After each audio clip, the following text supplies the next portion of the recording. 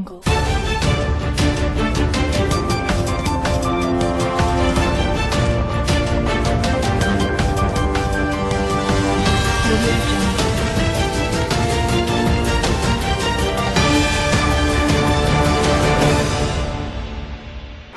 day. Welcome to the news round on AfroConnect TV.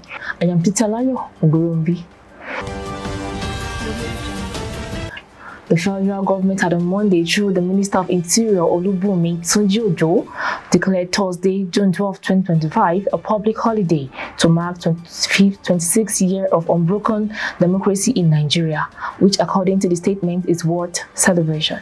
Describing the occasion as a testament to the nation's strength and endurance, the Permanent Secretary, Ministry of Interior, Magdalene Ajani, congratulated Nigerians on this national milestone, disclosed to newsmen, stating the position of the Minister of Interior on behalf of the government. Moving on to security, the Nigerian Army have denied claims circulating in a viral video clip alleging violent clash between troops of Operation Wild Stroll and Operation Zenda Joint Task Force in Makurdi, Benue State, describing the report as false, misleading, and a threat to national security. The Army, in a statement on Sunday, said its investigation and that of support from the Benue State's Police Command confirmed that no such incident occurred.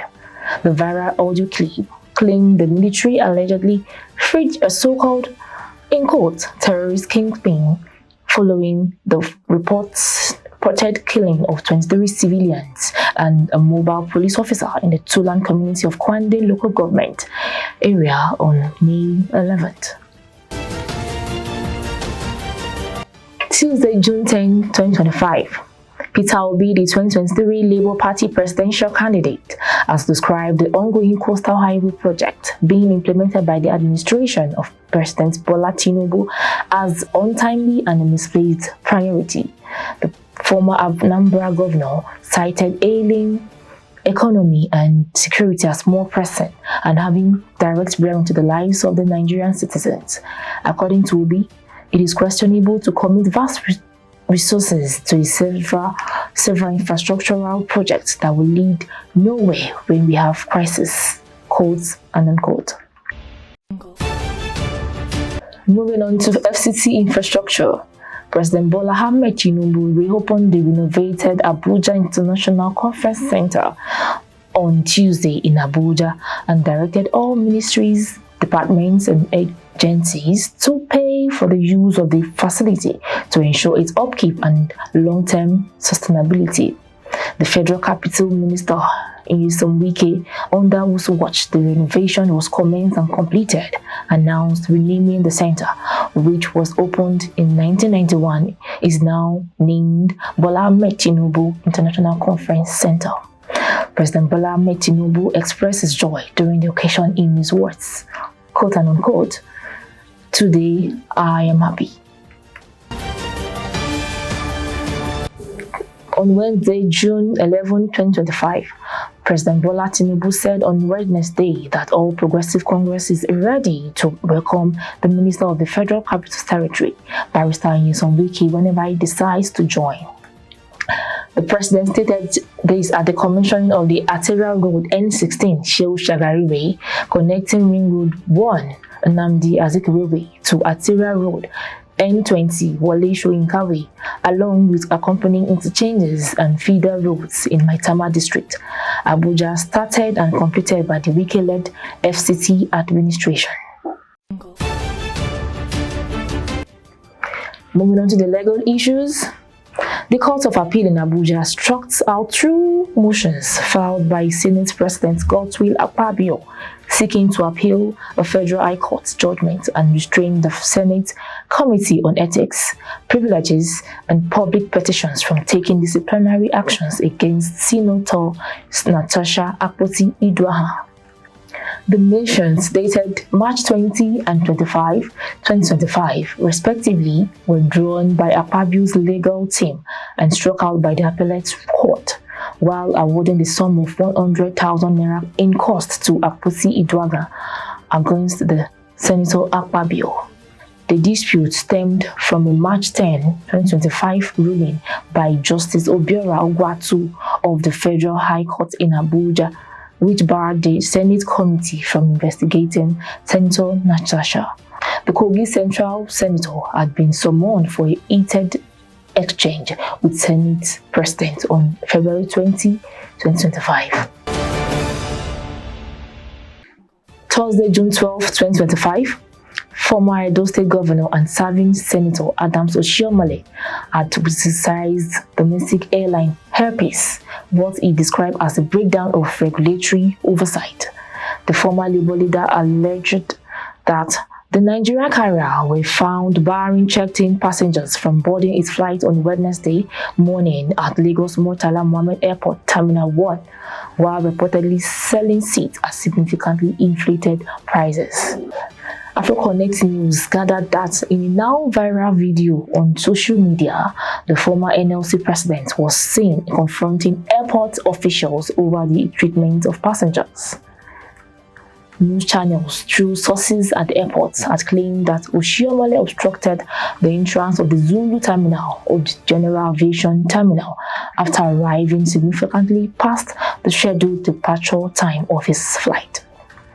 Against the claim of the airport operators, Oshiomhole alleged sharp practices on the side of the airline operators, while Air Peace, in a statement to journalists, condemned Senator for what it described as quote-unquote unruly and destructive conduct. However, subsequent videos have emerged with Oshiomhole giving more detailed insight into the event that triggered the commotion. Talking about Nigeria's democracy, President Tinubu, after cancelling the traditional Democracy Day address, was at the chamber of the National Assembly for a joint session to mark the country's 26th year of unbroken democracy. However, protesters gathered in Abuja and other parts of the country amidst the watchful eyes of security operatives. The Take It Back movement and other Nigerians held peaceful rallies from Lagos and several Nigerian cities, demonstrating and making their demands with placards.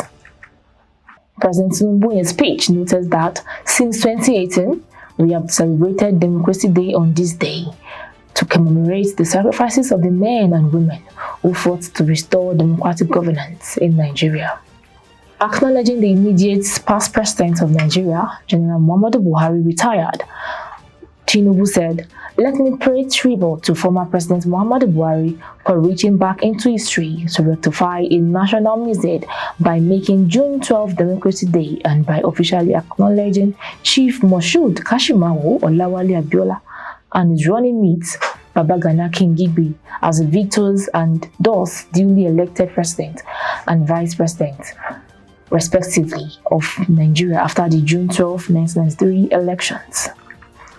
The president posthumously honored Shehu Musa Yar'Adua, GCFR, Ken Saro-Wiwa, CON, and several others. In his concluding statement, President Bola Tinubu said, "Let us dedicate ourselves to the ideal of June 12, freedom, transparent and accountable government, social justice, active citizen participation, and a just society where no one is oppressed."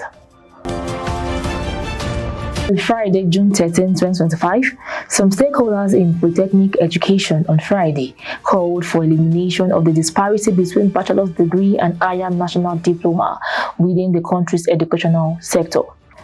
In separate interviews with the News Agency of Nigeria in Lagos, the stakeholders said that ending the disparity would foster a more inclusive and equitable education system. The rector of Jabatech, Dr. Ibrahim Abdul, called for implementation of federal government policy on bachelor's degree HND disparity.